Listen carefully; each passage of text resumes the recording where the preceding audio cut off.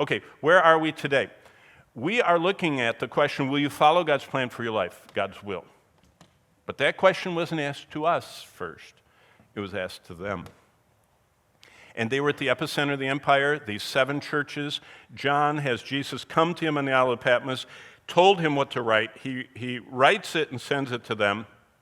And the question God is asking is, while you're going through all the persecutions and the empire giving you a hard time in life, slipsis like the trash compactor, squashing your life, are you going to follow God's plan for your life?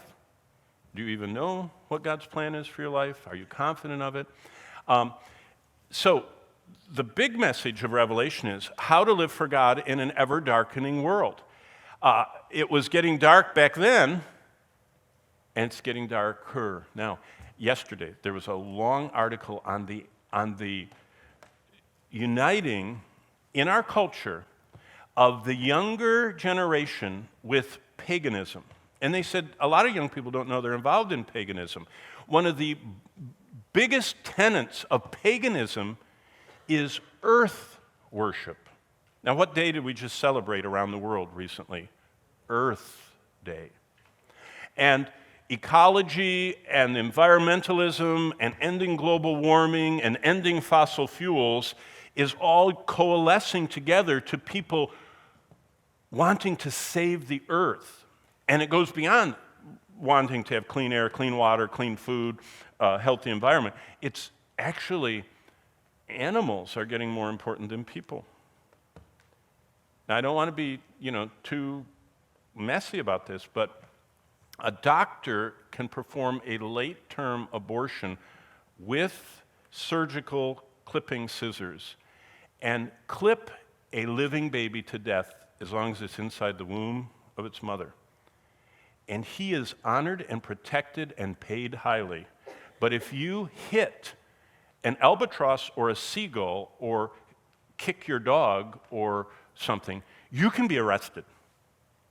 I mean, if you kill it, you'll go to prison. An animal. What happens with paganism is they elevate the earth and animals and plants and trees to being equal or more important than people. And you're living in the time. And you know what? This is part of the Antichrist plan. Satan is orchestrating this earth worship, and it's in the book of Revelation, and we'll see it. So they were in a darkening world. Boy, we're in an even more darkening world. So what is the answer? Well, look at verse 17. To follow God's plan, you gotta have strength to do it and wisdom. And look at verse 17. When I saw him, John saw Christ. He fell at his feet, and Jesus said, don't be afraid. And look at his first words. By the way, the do not be afraid, that's the most repeated negative prohibition in the Bible. I'll say that again. Don't be afraid, or the shorter version is fear not, is the most repeated negative prohibition in the Bible. Why? Fear is Satan's realm. What did Paul tell Timothy? God doesn't give us a spirit of fear. God doesn't make us afraid in the sense of being afraid of life and hiding from all the dangers. God doesn't give that. God gives us boldness. The righteous are as bold as a lion. A lion just charges toward whatever. It's not afraid of anything. God says that's how you're supposed to be. Do not be afraid, but look at the next line. I am. Do you remember when Jesus said that? We just celebrated Easter a couple weeks ago. Do you remember when Jesus said that in the Garden of Gethsemane when 600 soldiers were coming toward him? He said, whom do you seek? And they said, Jesus of Nazareth. And Jesus stepped forward and said, I am. Actually, what he said in Hebrew, Ehyeh. That's how you say it in Hebrew. Ehyeh, Hashem, Ehyeh. I am that I am. Okay, so Jesus just said, I am. He's the great I am. Do you remember what happened to the 600, the cohort of soldiers? They all fell flat on their face. Boy, was that vivid. I mean, Jesus doesn't have to lift a finger. All he has to do is say his name, because at the name of Jesus Christ, every knee will bow. Here's a little dress rehearsal. Now, they weren't bowing in faith, and they weren't bowing in coming to salvation, but just the power of the name of the Lord of Lords and Kings of Kings and our Savior. The I am is great. Well, there are 8 of these I am statements in Revelation. I wrote them out for you. I'm the Alpha and Omega. That's the first 2 letters of the Greek alphabet, Alpha, Omega. He's the beginning and the end. He said, I am the one who is and who was and who is to come. He is the Almighty, the first and the last. Boy, he says that a lot. That's the same as Alpha and Omega and the same as beginning and end. And it's kind of tied into number 3 there. The first and the last. I'm the one who lives and was dead.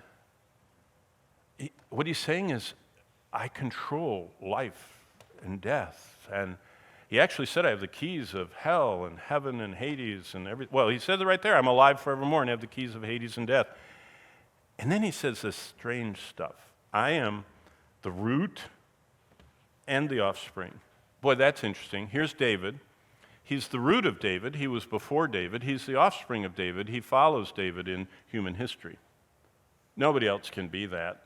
No one can be the root of a person from 3,000 years ago and be the offspring of someone from You can be the offspring of someone from 3,000 years ago, but you can't be both. Only Jesus can be that. I'm the root and offspring of David. I'm the bright and morning star. Beautiful. So what is all this ending of Revelation 1 about? God wants us to see Jesus clearly every day.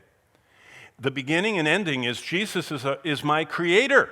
Now here, most of you, if you don't turn very often to verses, for your rest of your life, this verse in Isaiah 46 is one of the best verses in the Bible, especially for your age. And if you haven't got it marked, you ought to look in your Bible and see if you've found this one yet. Verse 4 of Isaiah 46. Listen to what the Lord says. And I love this verse. As a pastor, I've done 300 funerals. That means I've buried 300 people. I've done 300 weddings, too. It's kind of neat. You know, they balanced out. So I had the joy of publicly uniting, 300 sweet couples. But when I'm in the hospital with people dying, of all ages, people of all ages die in all health. I mean, I remember being in the hospital next to this tennis legend that was in their late 40s. And boy, were they really athletic and really everything. And they died of this quick cancer. I always share this verse, and it's verse 4. Even to your old age, I am he. You catch the I am thing. And even to your gray hairs, I will carry you. I have made you. I will bear you. Even I will carry you and will deliver you. And I say, did you know there's only one person that was around when you were born?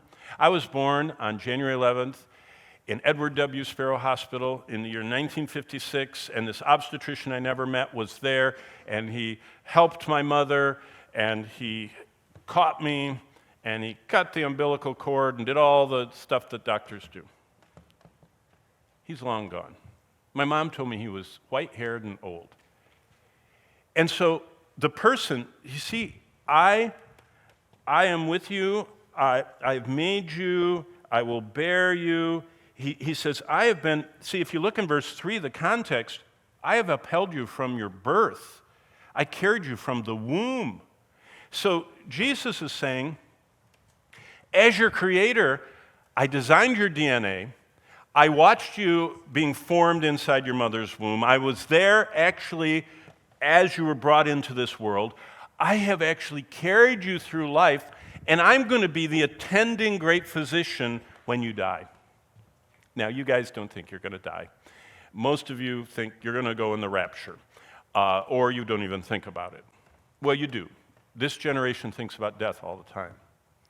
And you think about the future because you know you'll never be able to do everything your parents did because there'll never be that much money left in the world for what this generation has spent. You know what I mean? But so young people do think a lot about death, but all of us in this room, unless Jesus comes in a moment in the twinkling of the eye and catches us up to be together with him as church, we're going to die. So you got to start thinking about You're never really ready to live your life till you're ready for it to be over. And you have to decide when it's over what you want to have done. And then you have to decide from today until that moment when it's done whether or not you're going to accomplish either what you want to do, your bucket list, or what God wants you to do, His will. Okay?